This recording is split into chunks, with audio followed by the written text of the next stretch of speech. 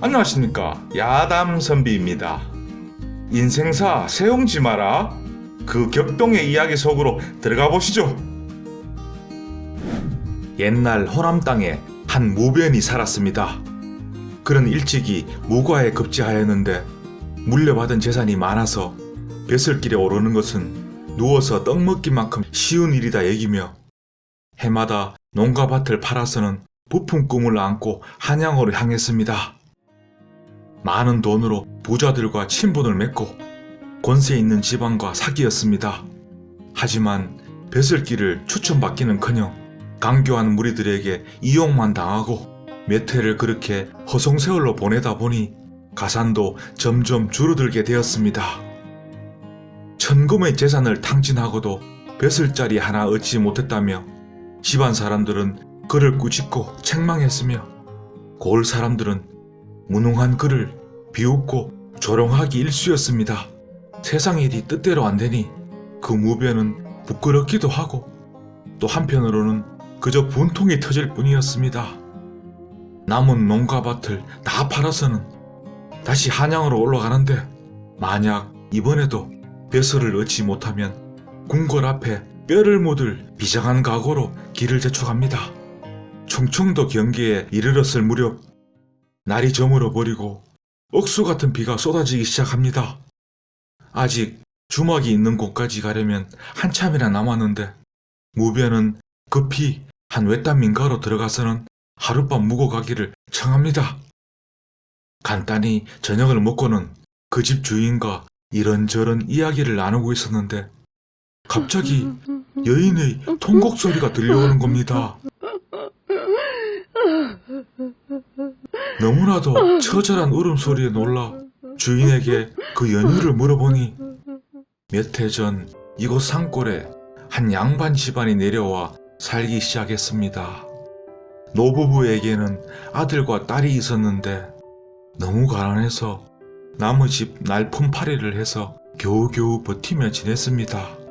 그런데 얼마 전에 그 노부부와 아들이 갑자기 큰 병이 들어 세상을 뜨고 말았지요. 돈이 없으니 제대로 된 약 한번 써보지도 못하고 부모와 오라비 시신을 염습하지도 못한 채 홀로 남은 딸이 저리 처량히 우는 것입니다. 몇 집 안 되는 이곳 빈궁한 산골에서 다들 도와줄 형편도 안 되고 무변은 그 가련하고 측은한 마음을 억누를 수가 없었습니다. 날이 밝는 대로 나를 좀 도와주시겠소. 그리고는 행囊속에서 돈을 꺼내어서는 그 주인에게 전달하며 배와 무명 그리고 관을 좀 준비해 주시오. 사람들 며치와 그대의 품삯까지 이 돈이면 넉넉할 거요. 예, 그리하겠습니다요. 다음날 아침이 되자 무변이 급히 그 집을 찾아갑니다. 한 처자가 나오는데 쑥대머리에 누더기 옷을 걸치고 있었으며 얼마나 굶주렸으면 제대로 서 있지도 못할 지경이었습니다. 집안에 황망한 일이 있어 손을 들이지 못합니다. 비록 볼품없는 초라한 행색이었으나 기품이 있는 고상한 자태였습니다. 네, 그대 사정을 알고 있는 바 너무 상심 마시오. 아니, 어찌... 한참 뒤에 몇 명의 사람들이 관을 들고 오고 시신을 거두어서는 염습하고서 양지 바른 곳에 묻어줍니다. 여인이 눈물을 흘리며 말합니다.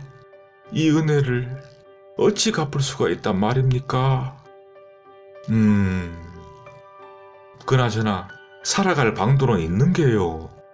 어딘가에 친척은 없소.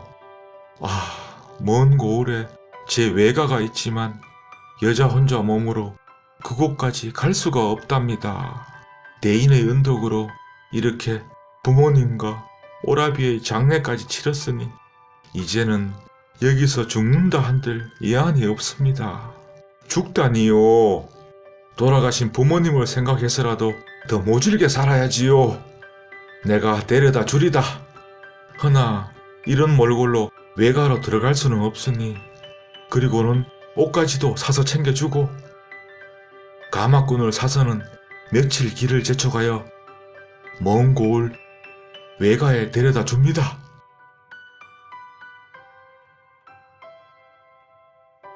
자, 비록 적은 돈이지만 보탬이 될 거요.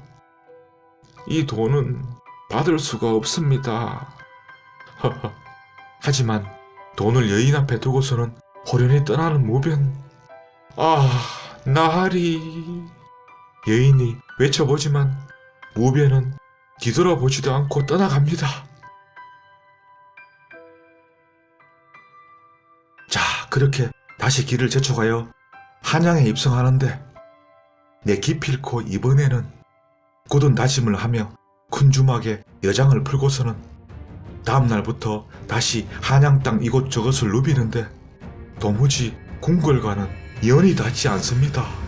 본래 무변이 과거에는 급제하였으나 활 쏘는 재주가 좀 떨어지고 더군다나 시골에서 올라오다 보니 연줄도 없고 그렇게 매번 쟁쟁한 이들에게 밀려서는 병판 대감 얼굴 한번 뵙지를 못합니다. 그 당시에는 병조 판사가 무관의 벼슬 추천을 주도하고 있었는데 자, 그렇게 또 한 해, 두 해가 흐릅니다. 그 많던 돈도 다 떨어져 가고 5, 6년이 흐르자 주막에 낼 돈도 없어집니다. 먹고 자는 거야 그간의 정으로 어찌 사정하여 버틸 수는 있었지만 의복은 빌릴 수도 없으니 점점 거지꼴이 되어가는 것을 사람들은 더 멀리하게 되고 논밭을 다 팔고 올라온 터라 시골 집에서는 먹을 양식이 다 떨어졌다는 정갈이 오고 고향으로 돌아갈 노잣돈도 없고 면목도 없고 지붕에 올랐는데 누가 사다리를 치워버린 꼴. 그야말로 진퇴유곡의 상황입니다. 사람이 마지막 절체절명의 궁지에 몰리면 못할 일이 없다 하였습니다. 무변 무작정 병판 대감의 집으로 찾아갑니다. 하지만 수십 명의 노복들과 건장한 호위무사가 지키고 있는 대궐 같은 집안으로 도저히 들어갈 방도가 없습니다. 한참을 멀찍이 서 대감이 돌아오기만을 기다리며 서성대고 있는데 밖으로 나오는 노복들의 얘기를 들어보니 병판 대감이 마침 오늘 아침 일찍 지방 순시를 갔다고 며칠 뒤에나 돌아올 거라고. 참 어찌합니까? 설령 대감을 뵙더라도 뾰족한 수가 없는데 만날 수조차 없으니 어차피 물러날 곳도 없다. 죽어도 여기서 죽는다. 방도를 찾자. 그리고는 주변에 물어보니 그 병조 판서의 아버지 동지공이 8순을 넘겼지만 기력이 아직 왕성하여 뒷사랑채에 계시다는 말을 전해 듣습니다. 그래, 그 동지공 어른을 뵙고 말씀드려보자. 자, 그리하여 날이 어두워지기만을 기다려서는 집 뒤편의 낮은 담벼락을 번개같이 뛰어넘어서 안으로 들어갑니다. 하지만 그 넓은 대궐 같은 집에서 어찌 뒷사랑채를 찾을 수 있겠습니까? 밤이 더욱 깊어질 때까지 몸을 숨기고 있다가 사람들이 다 사라진 걸 확인하고서는 살금살금 집안 곳곳을 둘러보는데 어느 곳에 이르자 한 백발의 노인이 달 구경을 하고 있는 겁니다. 무변 그 노인이 동지공임을 직감하고서는 그 앞으로 달려가서는 엎드립니다. 노인이 놀라서 너는 뭐하는 놈이더냐? 좀 도둑인 게냐? 한치의 흐트림도 없는 근엄한 모습입니다. 소인은 전라도 작은 읍에 살고 있으며 무과에 급제하였으나 아직 벼슬길에 오르지 못한 무변입니다. 과거에 급제한 지 수년이 지났는데도 적은 녹봉 한번 받아보지 못하고 한양을 오가느라 가산만 탕진했습니다. 부모를 섬기고 처자식을 보살피기는커녕 이제는 고향으로 돌아갈 노잣돈도 마련할 길이 없는 처량한 신세가 되어버렸습니다. 병판 대감이 자리에 오르신 뒤로 누명을 써서 억울하거나 오래도록 벼슬길에 나서지 못한 이들을 모두 구제해 주었다 들었습니다. 소인도 사정을 하소연하려 했지만 얼굴 한번 뵙는 것조차 힘들어 부득이 이렇게 담을 넘어오게 되었습니다. 이제 저를 이 자리에서 죽이시든지 살리시든지 그 명을 기다릴 뿐입니다. 자네, 내 아이를 만나러 왔구먼. 대단하구려.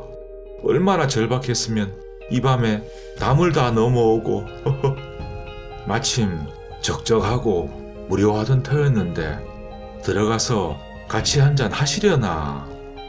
예? 아, 예. 자, 그리하여 두 사람은 술잔을 기울이게 되는데 무변의 집안 내력과 가문 그리고 지금까지 어찌 살아왔는지 한바탕 이야기를 나눕니다. 밤이 다 지나도록 시간 가는 줄 모르고 내 이토록 즐거운 시간은 모처럼이구려. 소인 때문에 잠도 못 주무시고 이만 물러가겠습니다. 어디 머물 데는 있는가? 아, 예. 병판도 만나봐야 하지 않는가? 며칠 더 머무르게나. 이곳에 작은 방도 하나 있으니. 예, 고맙습니다. 그날부터 무배는 그곳에 머물며 동지공과 바둑을 두기도 하고 장기도 두고 밤이 되면 또 시간 가는 줄 모르고 술잔을 기울이며 이야기 산매경에 빠집니다. 그렇게 며칠이 흐르고 이제 병판이 올 때가 되었는데 자네하고의 시간도 다 되어 가는구만. 이렇게 아쉬울 때가 있나. 마지막으로 재미난 얘기 하나만 더 해주겠나. 재미난 이야기는 다 해드린 것 같은데. 와, 이 사람 그리 오랜 시간 한양과 시골을 오갔는데 이야기가 더 없을라고. 그럼 재미난 이야기는 아니고 기이했던 이야기 하나 전해 올리겠습니다. 그래, 어서 말해보게나. 제가 수년 전에 마지막 굳은 결심을 하고 이곳 한양으로 올라오던 길이었는데 그리고는 그 산골에서 만난 처자와 장례를 치러준 이야기를 합니다. 뭐라? 동지공이 놀라 자빠집니다. 아니, 어찌 그러시는지. 마침 병판도 지방에서 올라오고 문안 인사를 드리러 찾아오는데 여기서 잠깐 기다리게. 예? 무배는 그저 어리둥절할 뿐입니다. 잠시 뒤에 무변을 밖으로 불러내는데 대감, 자네가 그 처자를 만나고 장례 치러진 곳이 어디였나? 몇 구의 시신을 묻어주었나? 아, 충청도 경계였는데 그 처자의 부모와 오라비를. 뭐라? 이런 일이. 잠시 후 병판 대감의 부인이 달려오고 무변을 보자마자 그 부인, 소녀를 기억하시는지요? 그제서야 무변이 고개를 들어 그 부인을 바라보는데 그 산골에서 만난 처자였습니다. 아니, 이게 어찌 이런 운명적인 만남이 있단 말입니까? 대인을 그렇게 떠나보내고 지금까지 하루도 편히 잠들 날이 없었습니다. 어디 사는 뉘신지 성함조차 모르니 그 은덕을 갚을 길이 없어. 나중에 알고 보니 병판 대감이 아내를 잃고 몇 해가 지난 후 작년 이맘때에 지방에 내려갔다가 그곳에서 새로이 부인을 맞았는데 바로 그 처자였던 것입니다. 그렇게 병조 판서의 아내가 된 뒤로 집안 사람들에게 하루가 멀다 하고 그 은혜 입은 이야기를 전해주며 무변을 찾아줄 것을 간곡히 부탁했고, 날마다 천지신명께 빌고 빌었지만 병판대감이라 해도 어디 사는 누군지도 모르는 그 무변을 찾을 수도 없고. 자, 그로부터 며칠 뒤에는 병판대감의 집과 담장 하나를 사이에 두고 집 한 채를 사들입니다. 그리고 무변으로 하여금 호남에서 가족들을 데려와 살게 했으며 가상과 노비 일체를 다 마련해 주었습니다. 얼마 뒤에는 그 무변에게 선전관이라는 벼슬이 제수되었고, 병조 판사가 조정에서 만나는 사람들마다 이 이야기를 전해주니 재상들 모두가 감탄하여 칭찬하지 않는 이가 없었습니다. 그 후로 서로 돌아가며 무변을 추천하니 점차 승진해 벼슬이 아장에까지 이르렀다고 합니다. 아무리 인생사 세용지마라 하지만 그 진심 어린 배품의 공덕이 없었다면 이런 인생 역전이 가능했을까요? 감사합니다.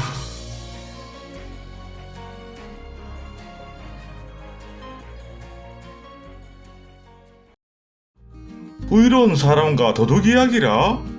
무슨 일이 있었는지 만나러 가보시죠. 찰방 허정은 풍모가 빼어나고 의로움이 탁월한 사람이었습니다. 평안도에서 일을 끝내고 돌아오던 어느 날이었습니다.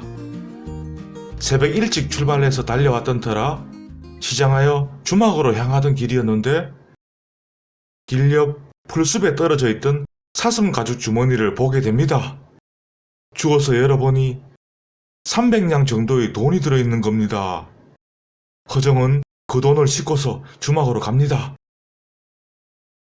국밥 한 그릇을 시켜 먹고서는 한참 동안을 그 자리에 앉아 있습니다. 갈 길이 멀다 하시고는 어찌 떠날 채비를 하지 않습니까? 허허, 그러게 서둘러야 하는데. 그리고서도 한참을 떠나지 않고 앉아 있습니다. 저녁이 다 되어 갑니다.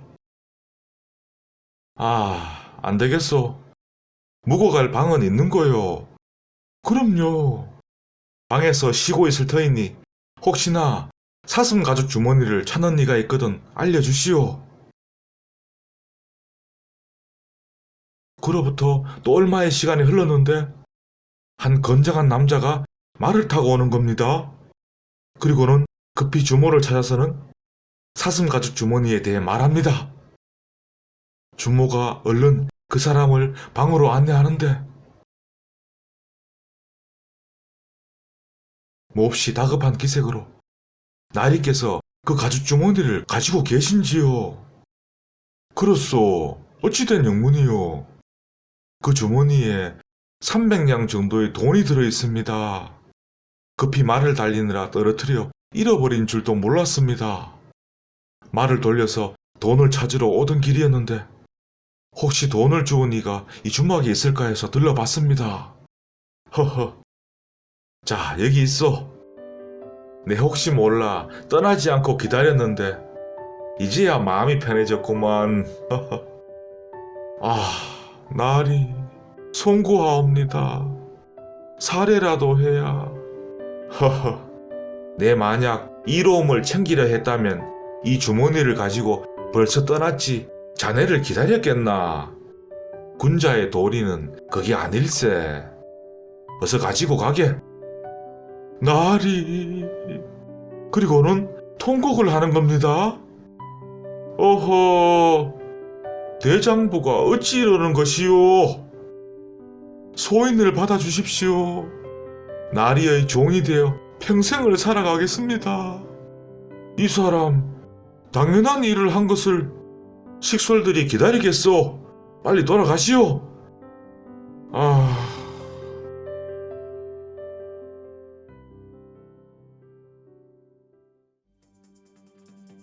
다음날 허정은 날이 밝자마자 길을 재촉합니다.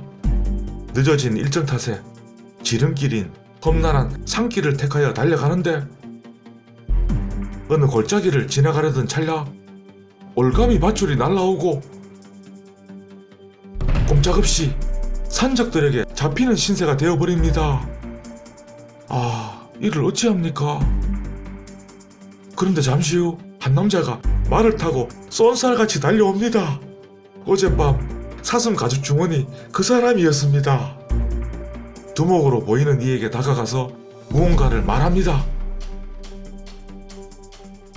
잠시 후 산적들 허정을 풀어주고서는 모두 떠나가 버립니다.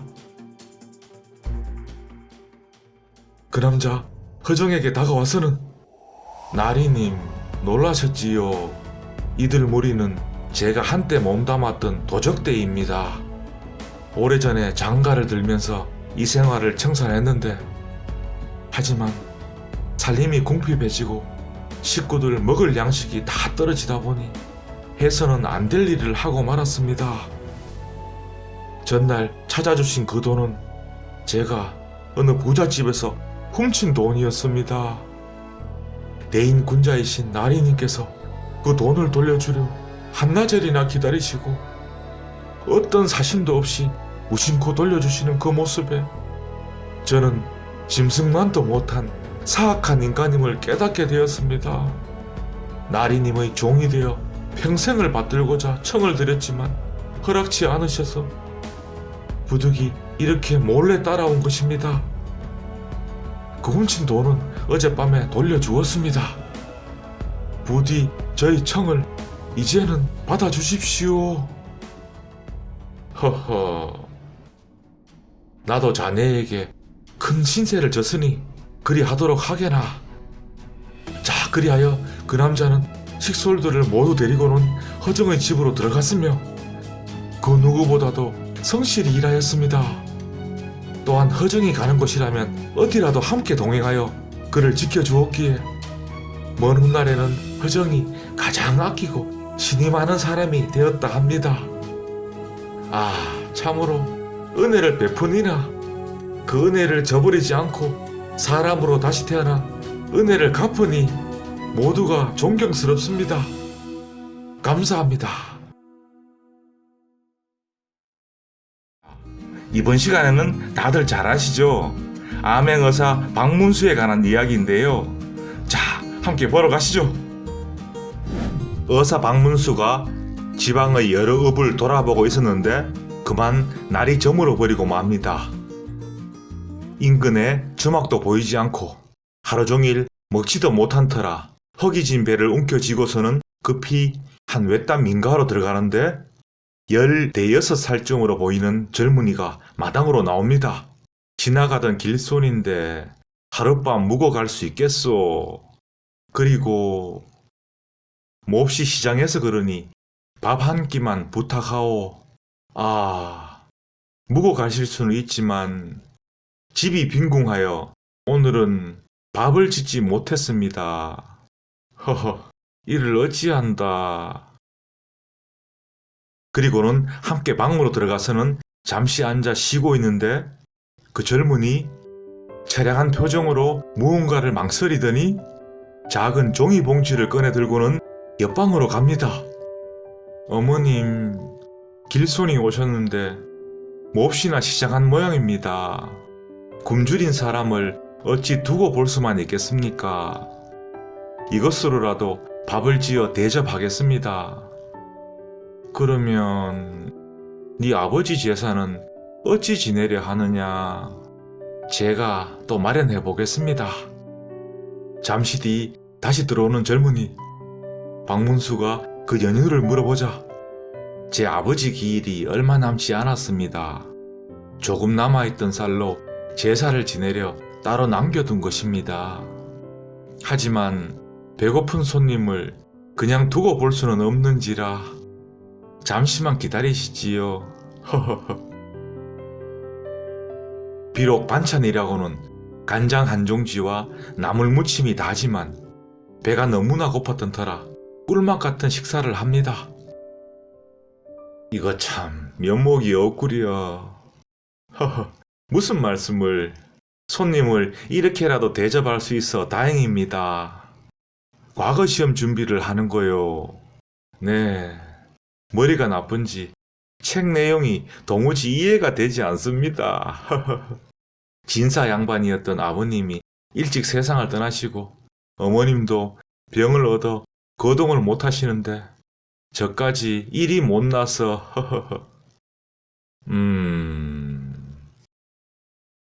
그 순간 박도령은 빨리 나오시오. 아, 무슨 일이요? 잠시만 기다리시지요. 오늘은 정말로 갈 수가 없다네.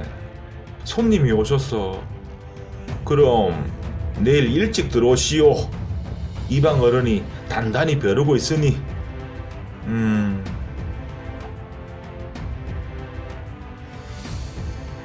누구인데 그렇지요? 우리 고을 이방 어른의 하인인데 저런 고얀 놈을 봤나? 감히 양반한테 하는 말투가. 다 저의 잘못입니다. 돈을 빌렸는데 이자도 제대로 못 주고 있으니. 그리고 그 이방 어른의 딸과 어릴 적부터 잘 알던 사이였는데 혼사를 청했다가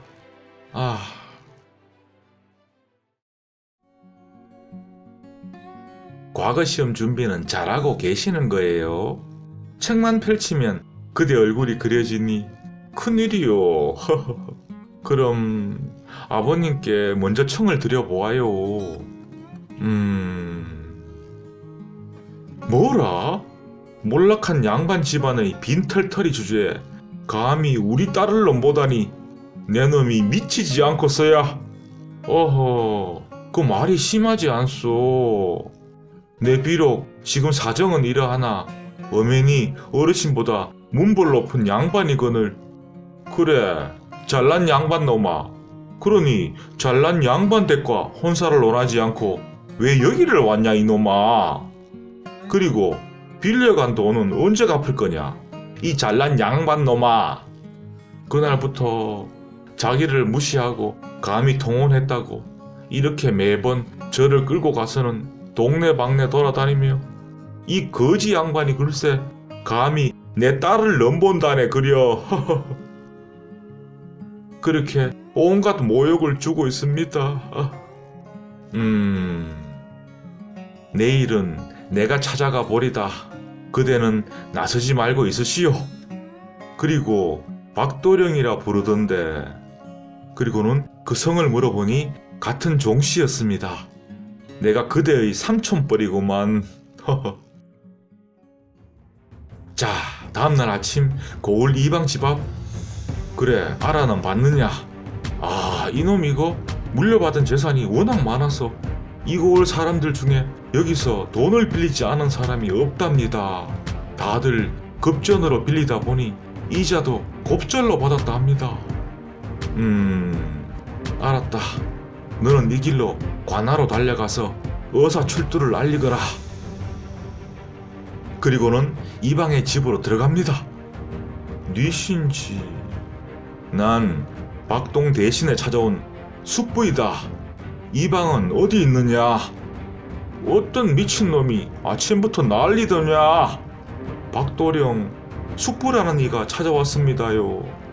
뭐라? 박동은 오지 않고 그대가 이방이요. 그렇소. 숙부가 여기는 왜 온 것이요? 그 순간 옷소매에서 마패를 꺼내 보이며 어사 방문수다. 그러자 이방 얼굴이 흑빛으로 변하고 아니 어사또께서 어찌 여기를. 니놈이 고을 백성들을 상대로 고리로 돈잔치를 한다는 사실을 내 알고 있는 바 그 죄를 밝히고자 한다. 또한 사사로이는 내 조카가 너에게 통혼을 했는데 몰락한 양반 가문의 자식이라 갖은 모욕을 다 주었다 들었는 바. 자, 이제 이 의사의 조카라면 그 혼사를 승낙하겠느냐? 예, 그리하겠습니다. 네가 가진 농가 밭이 얼마나 되느냐? 몇 섬지기는 됩니다. 그대 사위가 될 내 조카에게 그 반을 떼어서 주겠느냐? 예? 예, 그리하겠습니다. 고리로 백성들의 피고름을 짜낸 너희 죄는 엄벌로 다스려야 한다. 다만 이 시각 이후부터 그 돈을 빌려간 이들에게 이자를 받지 않는다는 각서로 용서를 구한다면 그 죄를 덮어주겠노라. 그리 하겠느냐? 예. 지금 당장 이 모든 약조를 담은 각서를 쓰도록 하여라. 예. 잠시 후 골 사또가 달려오고 아니, 어찌 이곳에... 허허, 내 이고을 백성들이 고리로 시달리고 있다 전해 들었는 바 이렇게 의사출두를 하고 보니 이방이 자진해서 그 이자를 다 탕감해 준다 하더이다. 내 이번 일은 조용히 넘어갈 터이니 이 각서대로 잘 이행하는지만 살펴주시오. 예, 그리하겠습니다. 그리고 내 조카가 이방의 딸과 혼례를 치르게 되었소. 참석해서 그 자리를 빛내주시겠소. 예, 당연히 그래야지요. 자, 그리하여 며칠 뒤 성대한 잔치가 열리고 그 마음 착한 젊은이는 평생 행복하게 잘 살았다 합니다. 참으로 진심 어린 밥 한 끼의 대접이 그 젊은이의 인생을 바꾸어 놓았네요. 감사합니다. 존경받는 통치자이자 탐욕가라. 어떤 사람이었는지 만나러 가보시죠. 옛날에 한 무변이 선정관으로 임금을 수행하며 활 쏘는 시험장을 둘러보고 있었습니다. 때마침 폭정을 일삼던 제주 목사를 파면한다는 내용의 문서가 도착하고 무변이 옆에 있던 동료에게 말합니다. 내가 만약 제주 목사가 된다면 망고에 존경받는 제일 가는 통치자이자 천하의 큰 탐욕가가 될 터인데. 임금이 그 말을 듣고는 망고에 존경받는 통치자가 어찌 천하의 탐욕가가 될 수 있단 말이냐? 저에게는 그럴 방도가 있습니다. 허허. 만약 그러하지 못하면 너의 목을 바치겠느냐? 예? 예, 그리하겠습니다. 임금이 웃으며 알겠노라 하고는 그 자리에서 바로 특별 교지를 내려 그를 제주 목사에 초배합니다. 무배는 집으로 돌아와서 급히 밀가루 반죽을 엄청 준비해서는 치자로 물들입니다. 그리고는 떡 모양으로 만들어서 대나무 바구니에 차곡차곡 쌓아 넣습니다. 그렇게 큰 짐 3개를 준비하고서는 조정에 하직 인사를 올리고 하인 1명만 데리고 부임지인 제주로 갑니다.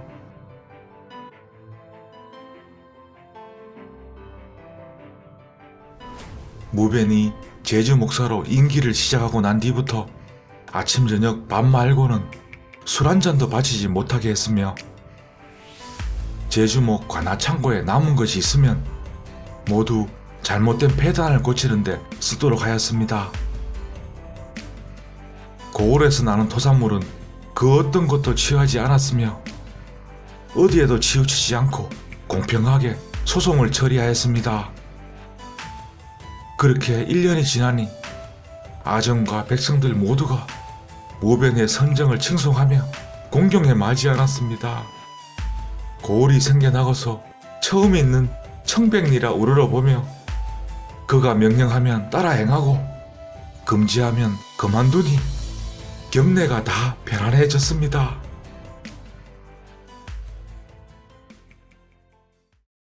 그러던 어느 날 무변이 몸에 병이 들었다며 문을 닫고 신음하기 시작합니다. 며칠 동안 식음을 전폐하고 방문을 걸어 잠근 채로 들어앉아 있자 고을 아전들이 좌불 안석입니다. 신음소리는 커져가고 병세가 점점 심해지는 듯 했습니다. 좌수와 별감이 찾아와 간절히 여쭙니다. 어쩌다 병환을 얻으셔서 이렇게 힘들어 하시는지요? 이 읍에도 의원과 약이 있사온데 어찌 진찰을 받고 치료를 하지 않으십니까? 그만 물러들 가시오. 내 소시적에 이 병을 얻어 집안 대대로 물려받은 전 재산을 치료약 구하느라 다 탕진했소이다. 20년 가까이 재발하지 않길래 다 나은 줄 알았더니만 이제는 죽을 날만 기다릴 수밖에. 그게 무슨 병이고 어떤 약재를 써야 하는지요? 사또의 병환이 이러하니 고을 백성들 모두가 한탄해하고 있습니다. 모두들 심장을 도려낸다 하더라도 아까워하지 않을 것입니다. 하늘로 올라가든 땅속으로 들어가든 기필코 약을 구해올 터이니 부디 그 처방만 알려주십시오.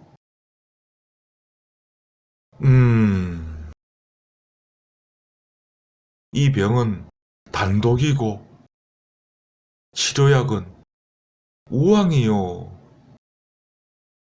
우황 수십 건을 떡처럼 만들어 온몸에 골고루 붙이되 5-6일 동안 매일 새 것으로 서너 번을 바르면 가히 나을 수가 있는데 우리 집안이 그 약을 구하느라 이미 풍비박산이 났는 바 이제 무슨 수로 다시 우황을 구할 수가 있겠소? 허허, 우황은 우리 고을의 토산물입니다. 쉽게 구할 수가 있습니다요. 아, 그렇소. 좌수는 그 즉시 각 고을에 전령을 보내는데 사또께서 이처럼 병환을 앓고 계시니 치료할 방도가 있다면 마땅히 우리가 온 힘을 다해서 약을 구해드려야 한다. 하물며 이 약은 우리 고을의 토산물로 귀한 것도 아니다. 우황의 많고 적음을 가리지 말고 있는 대로 다 바치도록 하라. 백성들이 그 전령을 듣고는 앞다투어 우황을 바치니 하루 만에 산처럼 쌓여서 몇백 근이 모였는지 알 수 없을 정도였습니다. 그날부터 하인이 그 우황을 들고 들어가서는 무변이 이곳으로 부임할 때 준비해서 가져온 치자로 물들인 떡과 바꿔치기를 합니다. 우황은 방에 별도로 감추어 두고 매일 그 바꿔치기한 치자떡을 그릇에 가득 채운 뒤 땅에 묻으라 하며 말합니다. 사람이 가까이 가면 도끼에 노출되어 얼굴과 눈이 모두 상할 것이라 엄포를 놓거라. 이렇게 5-6일 가까이를 하고서는 병세가 나아진 것처럼 행동합니다. 그리고 다시 업무를 수행하는데 그 청렴하고 공평하게 다스리는 것이 전과 같았습니다. 제주 목사의 임기를 다 채우고 무변이 돌아가니 백성들이 비를 세워 그 덕을 칭송합니다. 한양으로 돌아와서는 그 우황을 팔아서 수천금을 벌게 됩니다. 제주도에서는 소 10마리 가운데 8-9마리에서 우황을 얻을 수가 있었는데 무변이 미리 그 사정을 알고 치자떡을 준비해서 이런 술수를 부렸던 것입니다. 도끼에 노출되면 몸을 상할 거라 여겼던 제주목 관아의 하인들이 멀리서 지켜볼 뿐이었는데 그 색이 누런 것만 보고는 다들 치료에 쓰인 우황이라 생각했던 것입니다. 며칠 뒤에 임금을 아련합니다. 허허, 그대의 자자한 칭송은 내 익히 들었노라. 망고에 존경받는 통치자는 이루었고 제1의 탐욕가는 되었느냐? 예, 그것도 다 이루었습니다. 그리고는 그 우왕 판돈을 바칩니다. 지금까지의 모든 자초지종을 설명하니 임금이 껄껄 웃습니다. 소신이 제주를 떠날 즈음에 기근이 닥쳤습니다. 지금쯤 많은 백성들이 고통 속에 살고 있을 것으로 사료되옵니다. 이 돈은 어차피 그들이 바친 우왕으로 얻은 돈이니 전하께서 그들에게 다시 돌려주시어 그 위엄과 자애를 더하시는 것이 어떠한지요?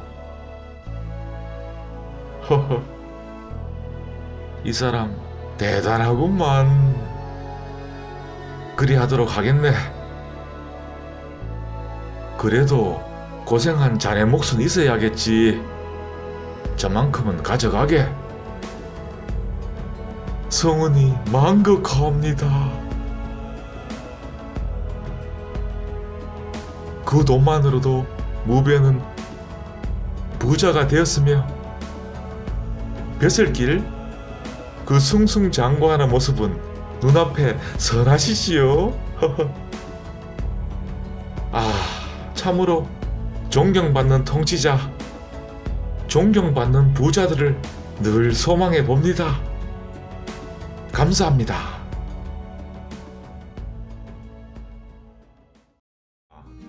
선견지명이라?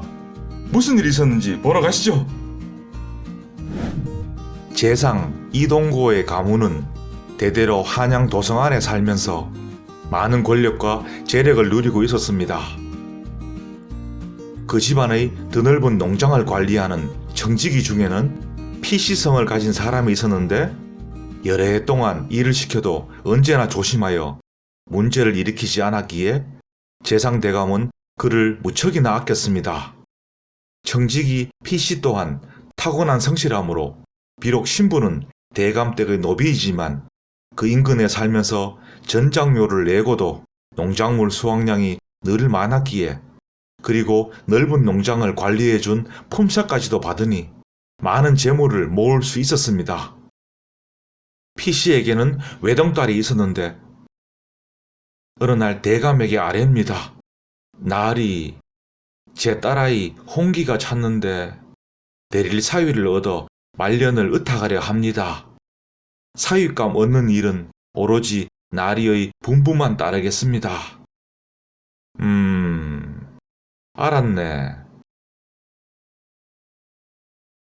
하지만 그로부터 한 해가 다 지나 피씨의 딸이 16살이 되었는데도 아무런 말이 없었습니다.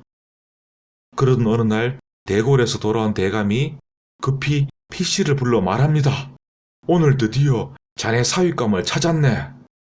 그리고는 하인들을 불러서는 지금 즉시 육조거리 한성부로 가보거라.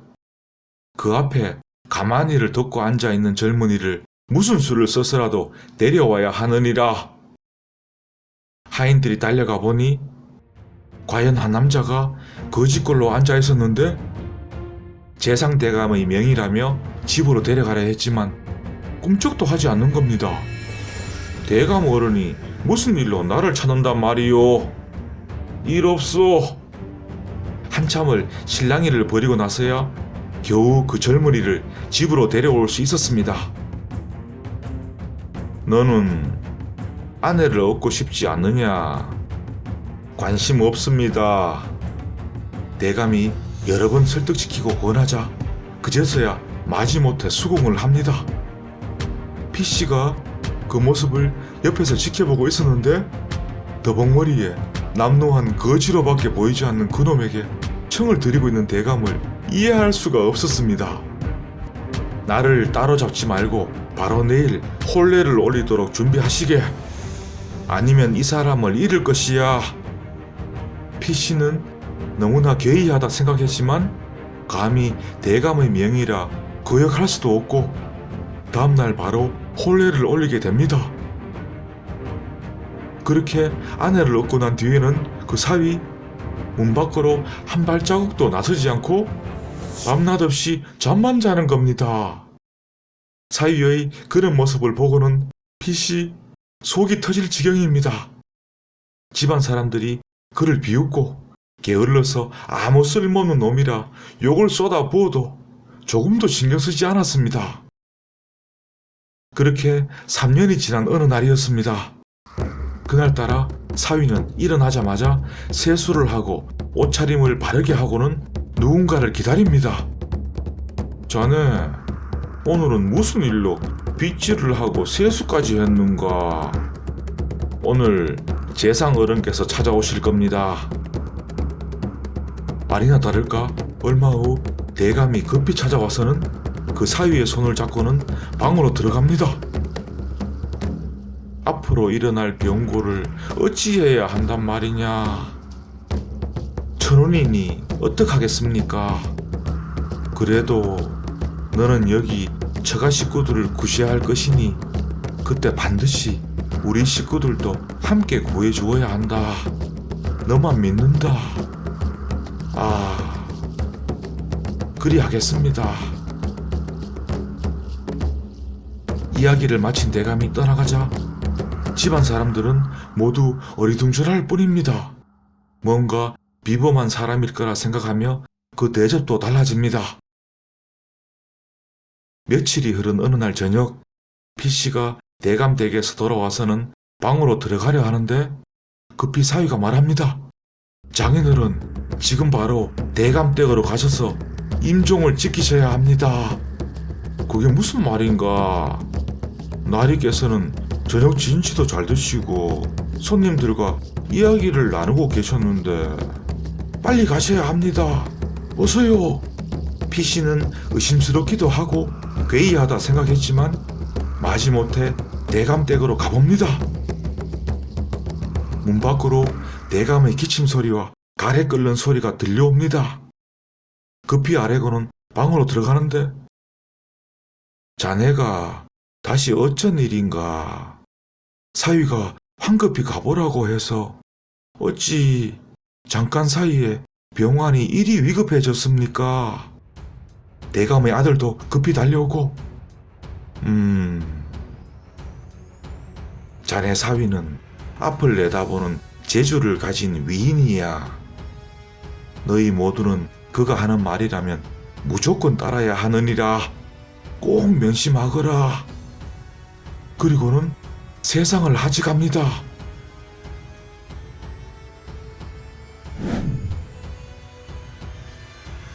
십여 년이 흐른 어느 날 사위가 갑자기 피씨에게 말합니다. 제가 처가에 들어오고 나서 하는 일이 아무것도 없었습니다. 이제 장인 어른께서 수천금을 마련해 주신다면 장사를 해보겠습니다. 피씨는 대감의 요원도 있고 해서 바로 수천금을 마련해 줍니다. 사위는 그 돈을 갖고 떠났다가 6, 7개월이 지나서 돌아오는데 빈손입니다. 일이 잘 되지 않았습니다. 다시 수천금을 마련해 주신다면 반드시 장사를 잘 해보겠습니다. 피씨가 또 돈을 마련해 줍니다. 1년이 지나자 다시 사위가 빈손으로 돌아와서는 이번에도 큰 낭패를 보았습니다. 장인 어른 뵐 면목이 없습니다. 마지막으로 장인 어른의 집과 세간을 모두 팔아 제게 주신다면 꼭 그 손실을 만회하겠습니다. 피씨, 이제는 기가 차서 말이 나오지 않습니다. 집안 사람들 모두가 말렸지만 다시 가산을 전부 정리해서 사위에게 주고는 자기 식구들과 함께 남의 집을 빌려서 거처하게 됩니다. 다시 1년쯤 지나서 사위가 돌아오는데 또다시 빈손입니다.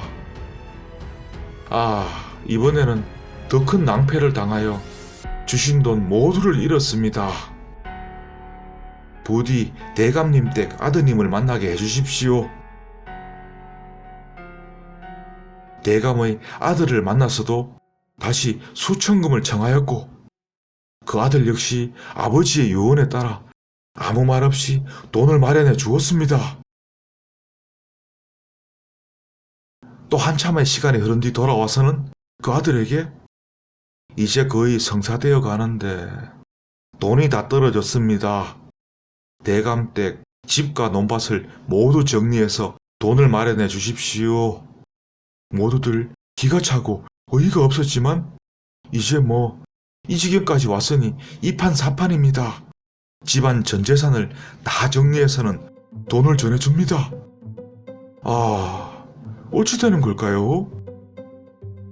그 뒤 또 한참의 시간이 흐른 뒤에 사위가 돌아오는데 처음 돈을 가져간 이후로 지나간 시간이 거의 7, 8년이 다 되어 갑니다.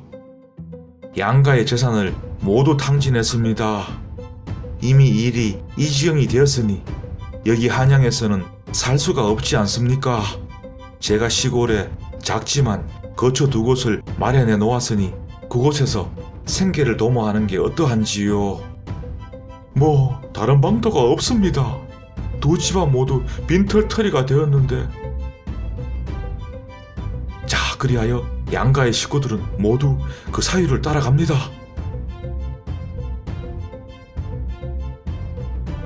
여러 날 길을 가다 보니 어느 산골짜기에 이르렀고 청길이나 깎아 세운 듯한 높은 절벽이 막아섭니다.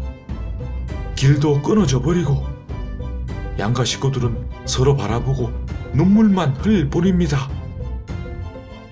그런데 조금 뒤 석벽 위에서 비단으로 된 새끼줄 수십 가닥이 내려오는 겁니다.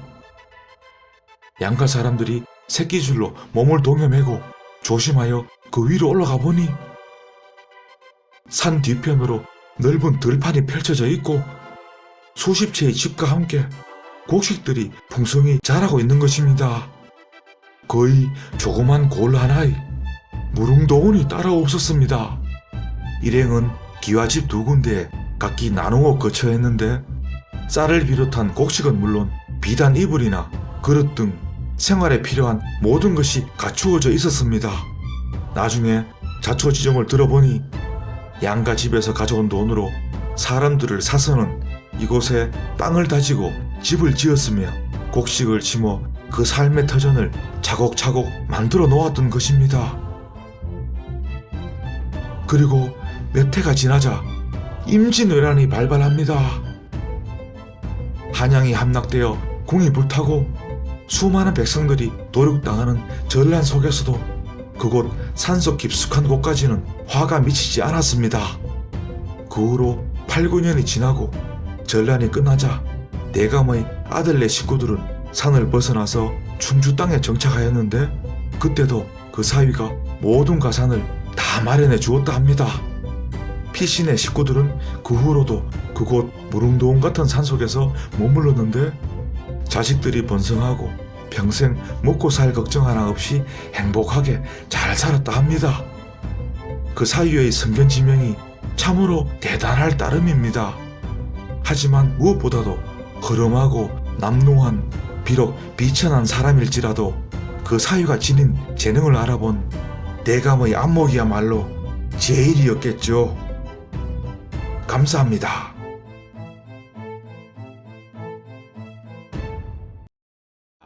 이번 시간에는 토정 이지암 선생에 관한 짧은 에피소드 하나를 전해드리고자 합니다.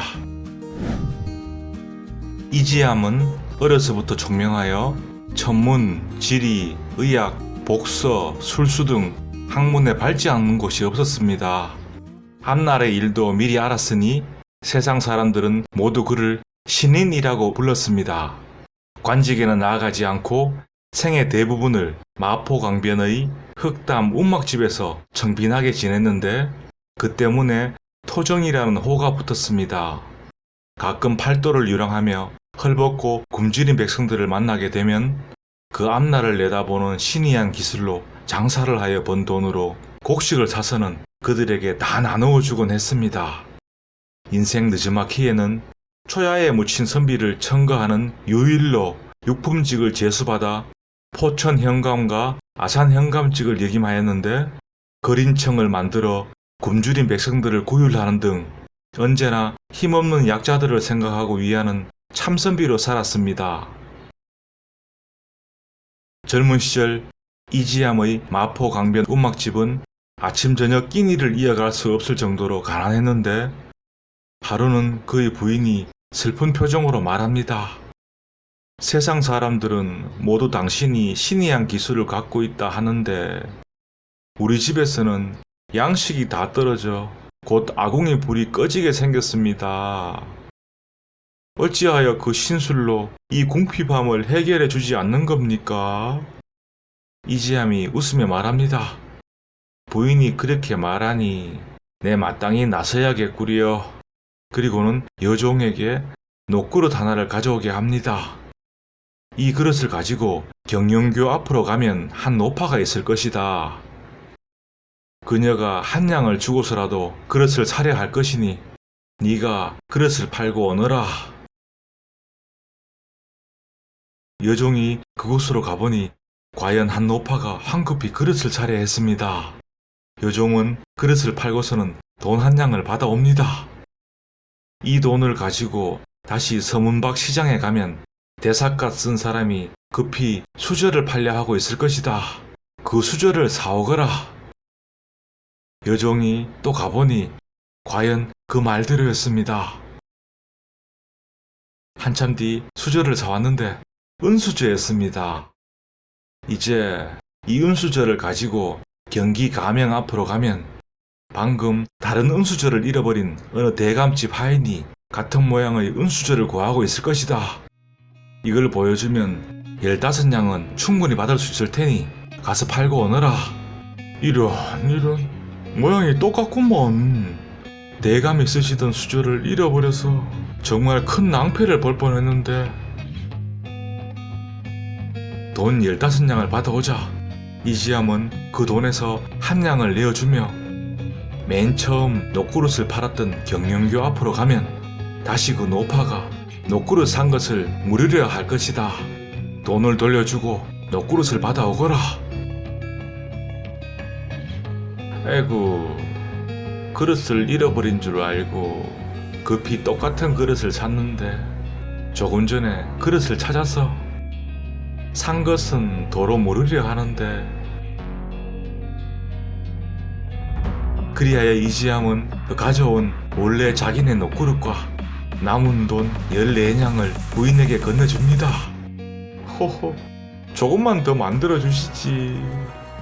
허허, 이 정도면 좋카오. 그 신이 한 일들이 이와 같았다 합니다. 아, 이렇게 몇 번만 하면 억만금의 부자가 될 수 있었을 터인데 그 앞날을 곤히 내다볼 줄 알았던 토종 선생은 고통받고 헐벗은 가난한 이들만 도와주며 어찌 자신은 그리 청빈하게만 살았을까요? 베품의 그 끝은 영원하지만 그 무모하고 끝없는 욕심의 끝은 파국이다라는 사실을 이미 알고 있었지 않았을까요? 감사합니다.